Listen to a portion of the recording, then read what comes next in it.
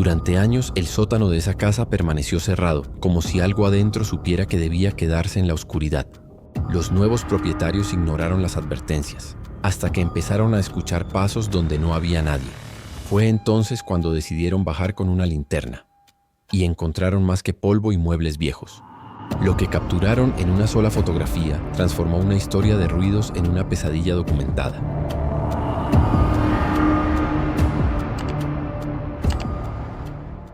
En los archivos policiales de la Comisaría de San Andrés, provincia de Buenos Aires, existe un expediente que permanece abierto desde el invierno de 2017. El caso número 4-7217 lleva el nombre de Sebastián Martínez, de 23 años, desaparecido sin rastro el 15 de julio de ese año.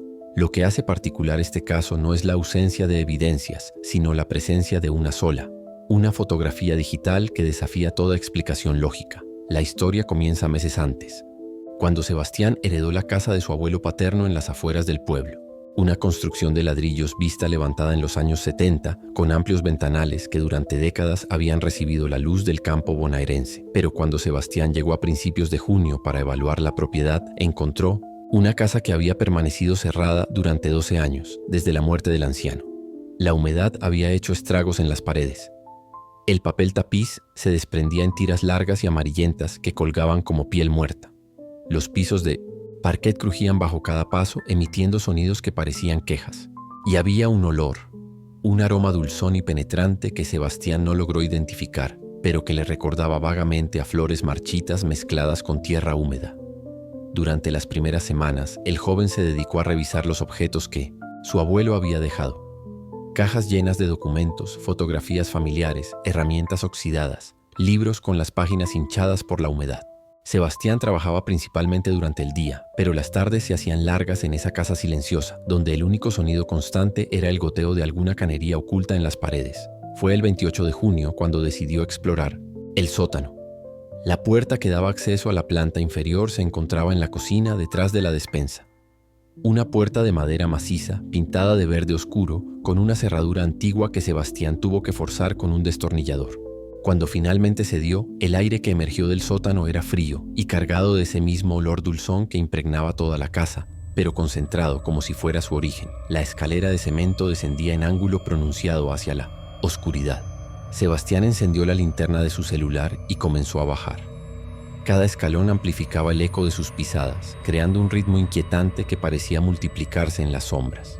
Cuando llegó al final, se encontró con un espacio rectangular de unos 5 metros por 4, con techo bajo y paredes de cemento desnudo. El sótano había servido como depósito durante décadas. Había muebles apilados contra las paredes, sillas rotas, una cómoda sin cajones, un aparador cubierto por una sábana que el tiempo había vuelto gris. Cajas de cartón se amontonaban en las esquinas, algunas tan deterioradas que su contenido se había desparramado por el suelo. Revistas viejas, juguetes de plástico descoloridos, rollos de papel higiénico que la humedad había convertido en una masa blanda e irreconocible. En el rincón más alejado de la escalera, parcialmente oculto detrás de una pila de cajas, Sebastián encontró un baúl de madera. Era una pieza antigua, con herrajes de hierro oxidado y una tapa que se resistió cuando intentó abrirla.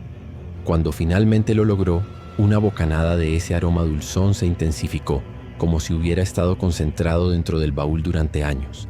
Adentro, había principalmente textiles, manteles bordados, cortinas descoloridas, algunas prendas de ropa que olían a naftalina y tiempo. Pero en el fondo, envuelta en lo que alguna vez había sido papel de seda, estaba la cámara. Era una cámara digital compacta, de esas populares a principios de los años 2000. La marca era Sony, y aunque el plástico había amarilleado, el dispositivo parecía estar en buenas condiciones. Sebastián presionó el botón de encendido sin esperanza, pero para su sorpresa, la pantalla se iluminó débilmente. La batería estaba casi agotada, pero aún funcionaba. En la memoria de la cámara había 17 fotografías. Las primeras 16 eran imágenes comunes: el jardín de la casa en lo que parecían ser días de primavera, algunas fotos familiares, donde Sebastián reconoció a su abuelo varios años más joven, y tomas del interior de la casa cuando aún tenía vida, cuando los muebles ocupaban su lugar y las ventanas no estaban cubiertas por años de suciedad. La última fotografía era diferente. Había sido tomada en el mismo sótano donde Sebastián se encontraba. Pero años atrás, cuando las cajas estaban distribuidas de manera distinta y había objetos que ya no estaban allí. La imagen mostraba principalmente el rincón opuesto, donde ahora se amontonaban las cajas más deterioradas. En la fotografía, ese espacio aparecía más despejado, con solo algunas cajas dispersas y lo que parecía ser una silla vieja. Pero había algo más en la imagen. Entre las sombras, parcialmente oculto detrás de una de las cajas, se distinguía una forma. Al principio, Sebastián pensó que se trataba de una mancha en la lente o un defecto de la imagen digital. Pero cuando acercó la cámara a sus ojos y examinó más detenidamente, pudo distinguir lo que parecían ser dos puntos brillantes. Como ojos, la forma era difícil de definir con precisión. Parecía ser algo agachado, encogido, con lo que podrían ser brazos o extremidades pegados al cuerpo. Los dos puntos brillantes estaban situados donde debería estar la cabeza de esa forma y reflejaban el flash de la cámara de una manera que ningún objeto inanimado debería hacer. Sebastián subió las escaleras más rápido de lo que había bajado. Durante los días siguientes no pudo quitarse la imagen de la cabeza. Había transferido todas las fotografías a su computadora portátil y había examinado la última imagen con diferentes programas de edición, aumentando el contraste, ajustando el brillo, tratando de entender qué era exactamente lo que mostraba la fotografía. Cuanto más la analizaba, más convencido estaba de que había algo realmente allí en el momento en que se tomó la foto. La forma tenía una consistencia que un defecto de la cámara no podría explicar. Y esos puntos brillantes tenían una cualidad orgánica, una luminosidad que parecía venir de adentro, no de la reflexión del flash. Sebastián comenzó a escuchar sonidos en la casa. Al principio eran ruidos explicables, la madera expandiéndose y contrayéndose con los cambios de temperatura, las cañerías viejas protestando, el viento moviendo alguna ventana mal cerrada. Pero gradualmente los sonidos se volvieron más específicos, más deliberados. Pasos suaves en el piso superior cuando él estaba en Misos Ontis, la planta baja. El crujido de las escaleras como si alguien las subiera o bajara durante la noche. Y siempre venía de la dirección de la cocina, cerca de la puerta del sótano. La primera vez que Sebastián revisó, encontró la puerta del sótano entreabierta. Estaba seguro de haberla cerrado después de su última visita. Incluso había puesto una silla contra ella para asegurarse. Pero allí estaba, abierta apenas unos centímetros, lo suficiente para que una corriente de aire frío emergiera desde abajo. Cerró la puerta, colocó la silla en su lugar y subió a su dormitorio, en el primer piso. Pero esa noche escuchó sonidos que venían del sótano. No eran los típicos ruidos de una casa vieja. Eran sonidos de movimiento deliberado, algo arrastrándose, el ocasional golpe sordo de un objeto siendo movido, y a veces, algo que sonaba, como respiración amplificada por el eco del espacio cerrado. Sebastián bajó 3 veces esa noche a revisar. Cada vez encontraba la puerta cerrada y la silla en su lugar, pero los sonidos continuaban. La segunda semana de julio decidió instalar una aplicación de grabación en su celular y dejarlo grabando durante la noche, colocado cerca de la puerta del sótano. A la mañana siguiente, cuando revisó las 8 horas de grabación, encontró exactamente lo que había estado escuchando. Movimientos claramente audibles provenientes del sótano, espaciados de manera irregular a lo largo de la noche. Pero también encontró algo más perturbador. En 2 ocasiones durante la grabación se podía escuchar claramente el sonido de la puerta del sótano abriéndose, seguido por pasos subiendo las escaleras de madera. Los pasos se movían por la cocina, luego por el pasillo, deteniéndose ocasionalmente como si quien los producía estuviera explorando o buscando algo. Después de varios minutos, los pasos regresaban a la cocina y se escuchaba nuevamente el sonido de la puerta cerrándose. Sebastián revisó la casa esa mañana con obsesiva meticulosidad. No encontró señales de entrada forzada, ninguna ventana rota, ninguna puerta sin cerrar. Todas las cerraduras estaban intactas y él tenía las únicas llaves de la propiedad. Esa tarde, por primera vez desde que había encontrado la cámara, Sebastián bajó nuevamente al sótano. La distribución de los objetos había cambiado. Las cajas que habían estado apiladas en el rincón donde la fotografía mostraba la forma extraña ahora estaban dispersas por el suelo. Algunas habían sido abiertas y su contenido estaba regado por el piso de cemento, documentos amarillentos, fotografías familiares, pequeños objetos domésticos que habían pertenecido a su abuelo. En el centro del espacio libre que habían dejado las cajas movidas había una mancha oscura en el cemento. Era circular, de aproximadamente 1 metro de diámetro, y tenía la apariencia de humedad antigua, como si algo hubiera estado goteando en ese lugar durante mucho tiempo. Sebastián se acercó a examinar la mancha y notó que el olor dulzón era más intenso en esa área. Al agacharse para tocar el cemento, sus dedos encontraron que la superficie estaba ligeramente pegajosa, como si estuviera cubierta por algún tipo de residuo orgánico. Cuando se incorporó, escuchó un sonido detrás. De él era suave, casi imperceptible, como el roce de tela contra cemento. Se dio vuelta rápidamente, pero el sótano estaba vacío. Sin embargo, en el rincón opuesto, donde ahora estaban amontonadas las cajas que antes habían estado ordenadas, algo había cambiado. Una de las cajas más grandes había sido movida, creando un espacio oscuro detrás de ella. Y en esa oscuridad Sebastián pudo distinguir dos puntos de luz tenue, exactamente iguales a los que había visto en la fotografía. Sebastián corrió hacia las escaleras, pero cuando llegó a la puerta del sótano se detuvo.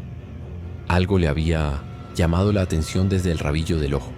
Se dio vuelta lentamente y miró hacia el rincón donde había visto los puntos de luz. Ya no estaban allí, pero en el piso de cemento, entre donde él había estado parado y ese rincón, había una serie de marcas húmedas, como huellas.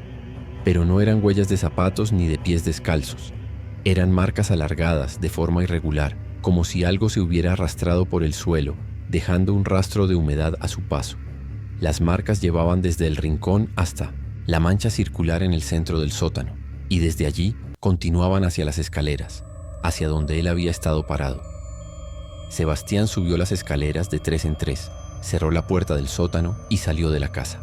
Pasó esa noche en un motel del pueblo, pero no pudo dormir. Cada vez que cerraba los ojos, veía esos dos puntos de luz en la oscuridad y sentía que algo lo observaba desde las sombras. A la mañana siguiente regresó a la casa con la intención de empacar sus cosas y marcharse. No le importaba la herencia, no le importaba el dinero que podría obtener vendiendo la propiedad. Solo quería alejarse de ese lugar y nunca volver. Pero cuando entró a la cocina, encontró la puerta del sótano abierta de par en par. Y su celular estaba en el suelo, al pie de las escaleras que bajaban al sótano. Sebastián estaba seguro de haber llevado el celular consigo al motel. Lo recordaba claramente. Había estado revisando la hora durante la noche, incapaz de conciliar el sueño, pero allí estaba, en el suelo del sótano, con la pantalla encendida. Cuando lo recogió, vio que tenía una nueva fotografía en la galería. Era la misma imagen que había encontrado en la cámara antigua, pero había diferencias sutiles que le heló la sangre. La forma agachada entre las cajas seguía allí, pero los dos puntos brillantes que parecían ojos estaban más definidos, más claros, y parecían estar mirando directamente hacia la cámara. Pero lo más perturbador era otra cosa. En esta nueva versión de la fotografía, se podía distinguir claramente parte del fondo que antes había estado oculto en las sombras. Y allí, junto a la pared del fondo, había otra forma, más grande, más definida, con múltiples puntos de luz donde deberían estar los ojos. Sebastián examinó los metadatos de la fotografía. Había sido tomada esa misma madrugada, a las 3:17 am, exactamente cuando él había sentido esa sensación de estar siendo observado en la habitación del motel. Durante los días siguientes, Sebastián se obsesionó con la imagen. La estudió durante horas, ampliando cada sección, ajustando cada parámetro visual que podía manipular. Y gradualmente comenzó a distinguir más detalles. La forma original no estaba sola. Había al menos 3 figuras diferentes en la fotografía, parcialmente ocultas entre las sombras y los objetos del sótano. Todas parecían estar agachadas o encogidas, y todas tenían esos mismos puntos brillantes donde deberían estar los ojos. Pero lo que más lo perturbó fue darse cuenta de que parecían estar formando una especie de círculo alrededor de la mancha oscura en el centro del sótano, como si estuvieran reunidas allí, esperando algo, o a alguien. Sebastián dejó de dormir. Pasaba las noches sentado en la cocina, con todas las luces encendidas, observando la puerta del sótano. Había colocado una cómoda pesada contra la puerta, pero cada mañana la encontraba movida unos centímetros, como si algo hubiera estado presionando desde el otro lado durante la noche. Los sonidos se intensificaron. Ya no eran solo pasos y movimientos. Ahora podía escuchar lo que parecían ser voces, murmullos bajos e ininteligibles que surgían desde el sótano y se filtraban a través de las grietas en el piso de la cocina, y comenzó a ver sombras moviéndose bajo la puerta del sótano, sombras que se desplazaban de un lado a otro, proyectadas por una luz que no debería existir en el sótano, ya que él había retirado todas las bombillas después de su último descenso. El 14 de julio, Sebastián tomó una decisión. Esa tarde equipó su celular con la aplicación de grabación y bajó al sótano por última vez. No para explorar, no para entender, para enfrentar lo que fuera que estaba allí. Cuando llegó al fondo de las escaleras, encontró el sótano completamente reorganizado. Todas las cajas habían sido movidas hacia las paredes, creando un espacio completamente libre en el centro, alrededor de la mancha oscura. Los muebles viejos estaban dispuestos en un círculo perfecto, como asientos alrededor de esa marca en el cemento, y en cada mueble había una forma oscura sentada. Sebastián pudo contarlas claramente ahora. Eran 7 figuras, todas encogidas, todas con esos puntos de luz brillante donde deberían estar los ojos. Algunas parecían más pequeñas, como niños. Otras eran más grandes, con extremidades largas que colgaban hasta tocar el suelo. Ninguna se movía, simplemente estaban allí, sentadas, observándolo. Sebastián levantó el celular y comenzó a grabar.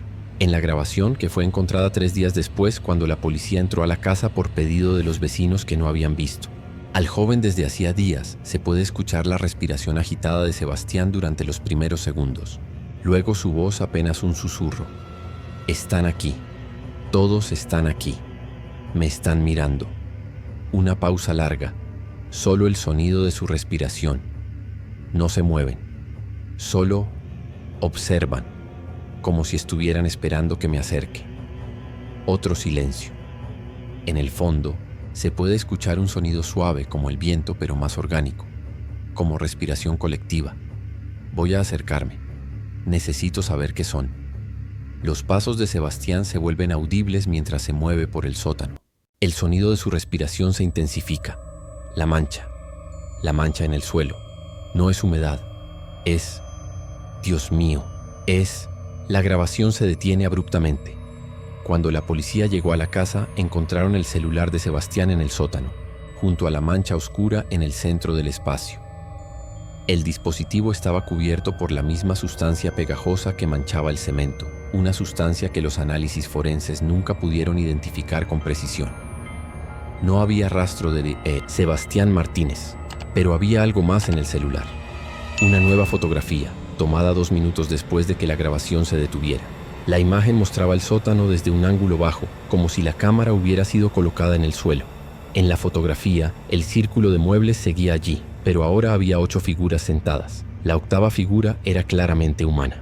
Era Sebastián sentado en lo que había sido una silla vieja de madera, con la misma postura encogida que las otras figuras, y sus ojos brillaban con la misma luz inquietante. La casa fue sellada por la policía durante la investigación, pero los oficiales que la visitaron reportaron fenómenos inexplicables. Sonidos provenientes del sótano, a pesar de que estaba completamente vacío. Cambios de temperatura drásticos cerca de la puerta del sótano. Y en más de una ocasión, fotografías tomadas durante la inspección que mostraban formas extrañas en las sombras. El caso nunca fue resuelto. Oficialmente, Sebastián Martínez sigue siendo una persona desaparecida, pero la casa permaneció sellada solo 6 meses. En enero de 2018, el sello policial fue removido y la propiedad fue puesta en venta por el banco que había heredado las deudas hipotecarias. A pesar del historial del lugar, encontró comprador rápidamente. Una pareja joven con 2 hijos pequeños, atraída por el precio inusualmente bajo y la amplia construcción en el campo. La familia Herrera se mudó un sábado de febrero, un día caluroso de verano bonaerense. Los niños de 6 y 8 años exploraron inmediatamente la casa, corriendo por los pasillos y reclamando sus habitaciones en el primer piso. El padre, Miguel Herrera, era electricista y había planeado renovar completamente la instalación eléctrica de la casa. Durante su primera inspección, notó que el sótano sería ideal para instalar el nuevo tablero eléctrico y usar el espacio como depósito. La primera noche que la familia pasó en la casa, el hijo menor, Tomás, despertó llorando. Le dijo a Sime Poesen, su madre, que había escuchado niños jugando en el sótano y que querían que bajara a jugar con ellos. Susana Herrera atribuyó la historia a los nervios de la mudanza y la imaginación activa de su hijo. Pero la segunda noche, los 2 niños despertaron con la misma historia. Decían que las voces venían de abajo, desde el sótano, y que los llamaban por sus nombres. Voces de niños que querían jugar, que les pedían que bajaran. Miguel revisó el sótano esa mañana y no encontró nada fuera de lugar. El espacio estaba completamente vacío, tal como se lo había mostrado el agente inmobiliario. No había objetos, no había muebles, solo cemento desnudo y paredes de ladrillos. Pero notó algo extraño en el centro del piso. Una mancha circular oscura que el agente no había mencionado. Cuando la tocó, sus dedos encontraron que la superficie tenía una textura pegajosa, como si hubiera sido cubierta recientemente por algún tipo de líquido que se había secado parcialmente. La tercera noche, Tomás no despertó llorando. Simplemente no estaba en su cama. Susana lo encontró parado al pie de las escaleras del sótano, con los ojos abiertos pero sin responder cuando le hablaba. El niño parecía estar dormido, pero sus ojos seguían cualquier movimiento que ella hacía. Cuando finalmente logró despertarlo, Tomás no recordaba haberse levantado de la cama, pero insistía en que los niños del sótano habían subido a buscarlo y que solo querían enseñarle algo. Miguel decidió revisar el sótano más exhaustivamente. Equipado con una linterna potente y una cámara digital, descendió las escaleras. Esa tarde, mientras su familia estaba en el pueblo comprando provisiones, quería documentar cualquier anomalía que pudiera explicar los episodios nocturnos de sus hijos. El sótano seguía vacío, pero Miguel notó detalles que no había visto durante su primera inspección. En las paredes había marcas de humedad que formaban patrones extraños como siluetas alargadas. Y en el techo, justo sobre la mancha central, había lo que parecían ser arañazos en el cemento, como si algo hubiera estado colgando de allí durante mucho tiempo. Miguel tomó varias fotografías del espacio desde diferentes ángulos. Cuando las revisó en la cámara, todas parecían normales excepto una. En la última fotografía, tomada desde la esquina del sótano hacia el centro, se podía distinguir claramente una forma sentada en el medio de la mancha oscura. Era pequeña, del tamaño de un niño, encogida con los brazos alrededor de las rodillas, y donde debería estar su cara, había 2 puntos de luz brillante. Miguel subió las escaleras corriendo y revisó la fotografía en la pantalla más grande de su computadora. La forma era inconfundible. Había algo allí cuando tomó la foto, algo que sus ojos no habían visto pero que la cámara había capturado. Esa noche cerró la puerta del sótano con llave y colocó una cómoda contra ella. Pero a las 3 de la mañana los ruidos comenzaron. No eran los sonidos típicos de una casa asentándose. Eran sonidos de movimiento deliberado. Pasos subiendo las escaleras del sótano, el crujido de las tablas del piso mientras algo se movía por la cocina y ocasionalmente lo que sonaba como susurros. Miguel bajó a revisar, esperando encontrar la puerta del sótano forzada o alguna ventana rota que explicara los ruidos, pero encontró la puerta cerrada con llave, la cómoda en su lugar y ninguna señal de entrada forzada. Sin embargo, cuando presionó su oído contra la puerta del sótano, pudo escuchar claramente sonidos provenientes del otro lado. Voces bajas, ininteligibles, como una conversación llevada a cabo en susurros, y ocasionalmente lo que sonaba como risas de niños. La mañana siguiente, Miguel encontró a ambos hijos parados juntos al pie de las escaleras del sótano, con la misma expresión en blanco que Tomás había tenido 2 noches antes. Cuando los despertó, ninguno recordaba haberse levantado, pero ambos insistían en que los niños del sótano habían venido a buscarlos. Susana quería marcharse inmediatamente. Había algo profundamente perturbador en el comportamiento de sus hijos, en la manera en que hablaban de los niños del sótano, como si fueran amigos reales que venían a visitarlos cada noche. Pero Miguel no quería abandonar la casa. Habían invertido todos sus ahorros en la propiedad y no tenían otro lugar a donde ir. Decidió instalar cámaras de seguridad. Colocó una cámara en el pasillo, enfocada hacia las escaleras que llevaban al primer piso, y otra en la cocina, dirigida hacia la puerta del sótano. Las cámaras estaban conectadas a un sistema de grabación que almacenaba las imágenes en 1900, una computadora en el dormitorio principal. La primera noche con las cámaras instaladas, Miguel y Susana se turnaron para vigilar los monitores. Durante las primeras horas no pasó nada fuera de lo común, pero a las 2:47 am la cámara se encendió. La cocina captó algo. La puerta del sótano se abrió lentamente, a pesar de estar cerrada con llave. De la oscuridad del sótano emergieron varias figuras pequeñas. Era difícil distinguir detalles debido a la pobre iluminación, pero parecían ser niños, moviéndose con una fluidez extraña, como si flotaran ligeramente sobre el suelo. Las figuras se dispersaron por la cocina y luego se dirigieron hacia el pasillo. La cámara del pasillo las captó subiendo las escaleras hacia el primer piso, moviéndose en fila india con una precisión inquietante. Miguel corrió hacia las habitaciones de sus hijos, pero las encontró vacías. Cuando regresó a los monitores, vio a sus 2 hijos bajando las escaleras, siguiendo a las figuras extrañas. Todos se dirigieron hacia la cocina y descendieron por las escaleras del sótano. Miguel bajó corriendo, pero cuando llegó a la cocina, encontró la puerta del sótano cerrada con llave, tal como la había dejado. Sus hijos estaban parados frente a la puerta, con la misma expresión en blanco de las noches anteriores. Cuando revisó las grabaciones a la mañana siguiente, descubrió algo que le heló la sangre. En las imágenes donde se veía a las figuras extrañas subiendo las escaleras, había algo más que no había notado durante la observación en tiempo real. Al final de la fila de figuras pequeñas había una figura más grande, adulta, y cuando se movía directamente bajo la cámara, se podía ver claramente su rostro mirando hacia arriba. Era Sebastián Martínez. Miguel reconoció el rostro de las fotografías que habían aparecido en los periódicos locales durante la búsqueda del año anterior. Pero había algo diferente en su expresión, algo vacío en sus ojos que brillaban con la misma luz inquietante que había visto en las fotografías del sótano. Esa misma mañana Miguel contactó a la policía. El oficial que respondió a la llamada era el mismo que había investigado la desaparición de Sebastián. Cuando Miguel le mostró las grabaciones, el policía palideció visiblemente. Había algo en esas imágenes que no podía explicar, algo que desafiaba cualquier lógica. Le aconsejó a la familia que abandonara la casa inmediatamente.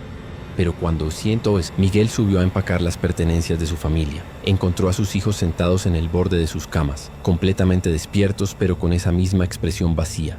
Le dijeron que no podían irse, que los niños del sótano los necesitaban, que había más niños allá abajo, niños que habían estado solos durante mucho tiempo, y que ellos iban a hacerles compañía. Susana empacó frenéticamente mientras Miguel intentaba razonar con sus hijos. Pero cuando estaban cargando el auto, descubrieron que Tomás había desaparecido nuevamente. Lo encontraron en el sótano. Estaba sentado en el centro de la mancha, oscura, con las piernas cruzadas y los ojos brillando con esa luz extraña. Alrededor de él, en un círculo perfecto, había otras figuras pequeñas, niños, todos con la misma postura, todos con los mismos ojos brillantes.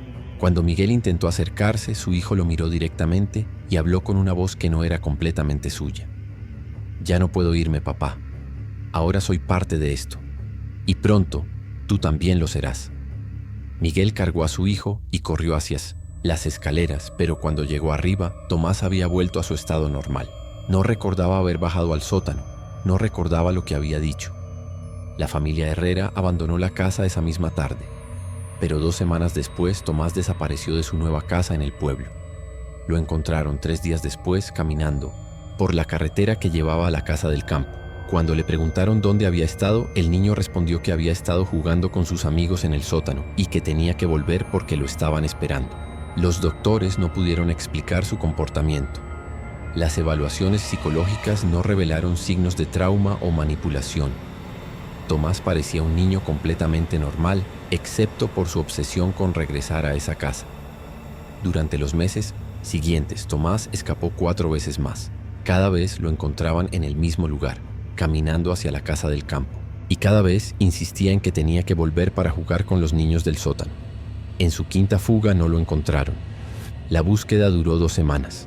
Rastrearon toda la zona rural, revisaron cada granero, cada casa abandonada, cada posible refugio donde un niño de 6 años pudiera esconderse.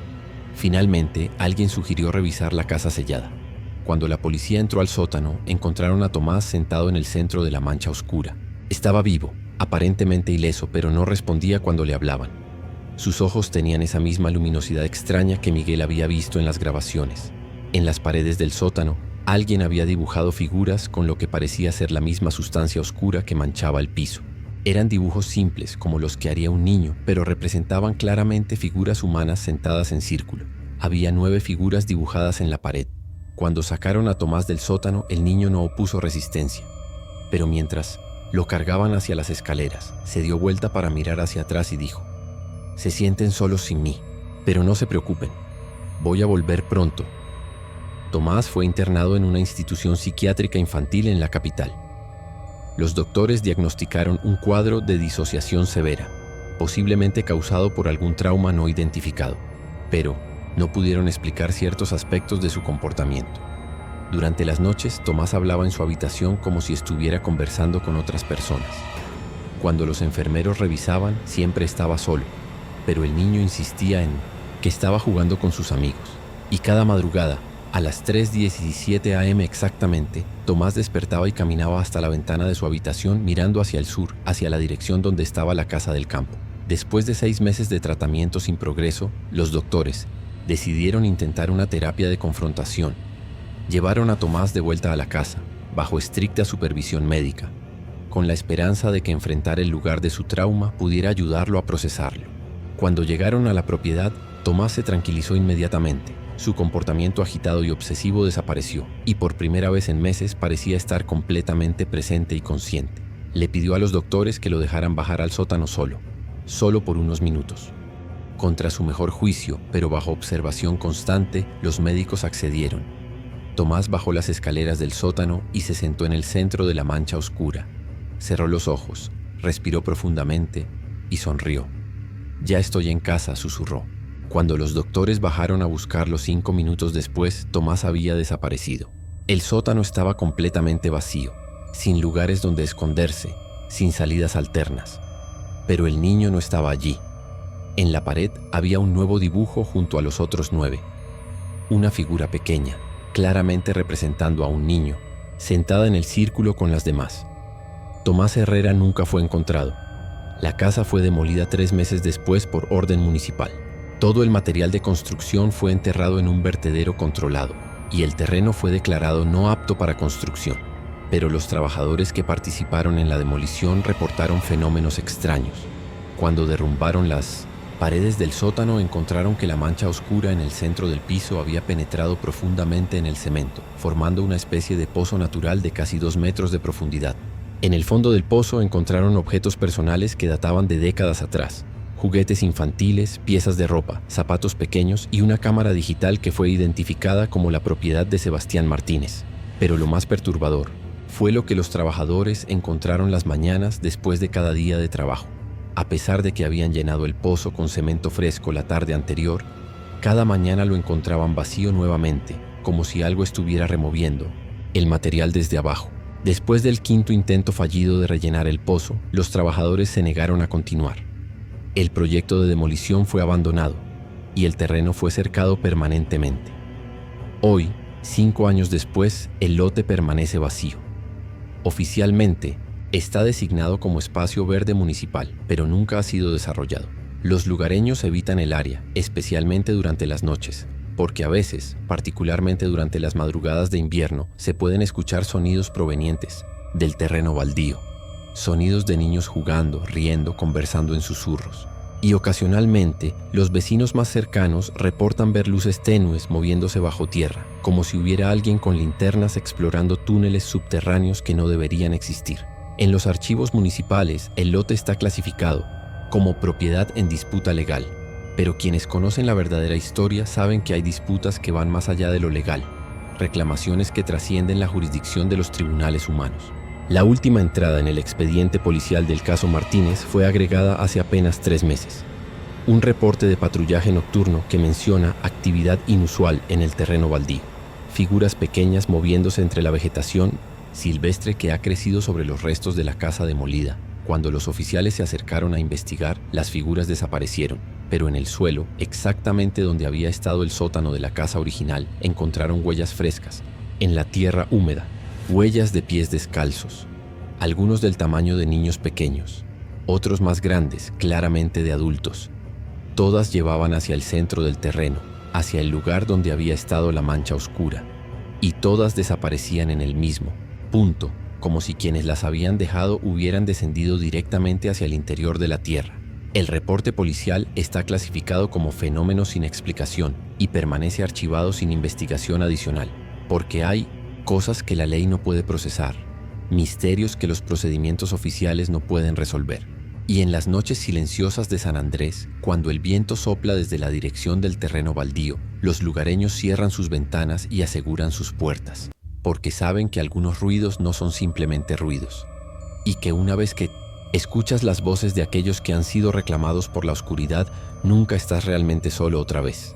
La mancha en el cemento era solo el comienzo, el punto de entrada a algo más profundo, más antiguo, que había estado esperando pacientemente bajo tierra durante décadas, esperando que llegaran los niños, esperando que llegaran todos, y ahora que ha comenzado nunca se detiene, porque los que están abajo ya no están solos, y pronto nadie más lo estará.